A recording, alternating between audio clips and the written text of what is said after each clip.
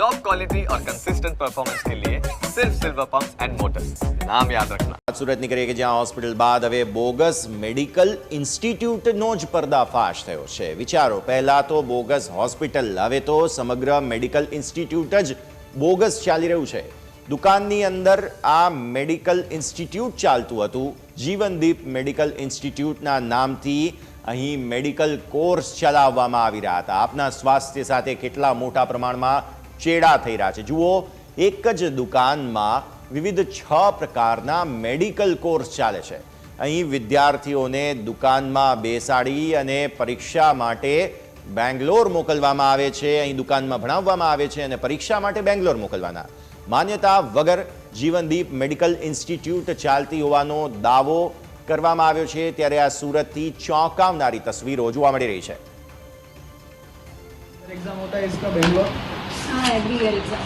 किसी का ऐसा कुछ बना हो का उधर लेके गए हो, फिर वहाँ पे उसका एग्जाम नहीं हुआ, उसको वापस लेके आए दूसरे साल वापस? नहीं ऐसा एटीकेटी का सिस्टम तो ATKT नहीं, नहीं, उसके अलावा ऐसा कोई सिस्टम मान लो कि कई बार कैसा होता है, हमको पता है बेंगलोर का पूरा तो स्कैम यहाँ पे चल रहा है कि मान लो कि यहाँ से 10 स्टूडेंट्स लेके गए। कितने स्टूडेंट्स हैं यहाँ पे टोटल? एटीकेटी को मेरा कि लाइक 10 ईयर्स से ज़्यादा होता है।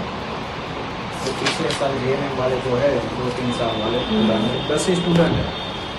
उसका आइडिया नहीं है क्योंकि GNM मेरा आता ही नहीं है ना, मेरा तो DMLT में तो यहाँ पे आपके पास शीट होगा ना? हाँ शीट है मेरे पास, बट लाइक मैं पूरा ऐसे गो थ्रू अभी के अभी तो लाइक नहीं। ओके, ભણવાનું અહીંયા કોણ ભણાવે? કોણ ભણાવે? मैडम અચ્છા, બરાબર।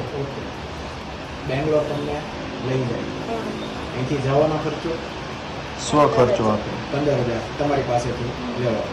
પ્રેક્ટિકલનો ખર્ચો એ નહીં કીધું, એ નથી કીધું। તમે એ કયા વર્ષ બધું જ GNM ના કયા વર્ષમાં છો? ફર્સ્ટ યરમાં છો હજુ, એટલે તમે આ 23-24 માં છો। 24-25 તો અભી કેટલા સ્ટુડન્ટ છે ટોટલ? સ્ટુડન્ટ કેટલા છે ટોટલ? ટોટલ કેટલા સ્ટુડન્ટ કેટલા નવા તમારી સાથે? અમારી સાથે તો 5-6 જણ હતા, તો 2 છોડી નાખ્યું અને અમે ડોક્યુમેન્ટ આપ્યા કે નહીં એ લોકો? ઓરિજિનલ ડોક્યુમેન્ટ ક્યાં છે? અહીંયા છે। ઓકે, વસ્તુ એવી છે કે જે સેન્ટર છે ને, સેન્ટર એ ગેરરીતિથી ચાલે છે। અચ્છા મેડમને ખ્યાલ નહીં હોય, કેમ કે મેડમે અહીંયા બેસાડેલા કરે છે, જોબ કરે છે, એટલે મેડમને બધી વાતની ખ્યાલ ના હોય। તમારા જે અહીંયા મેન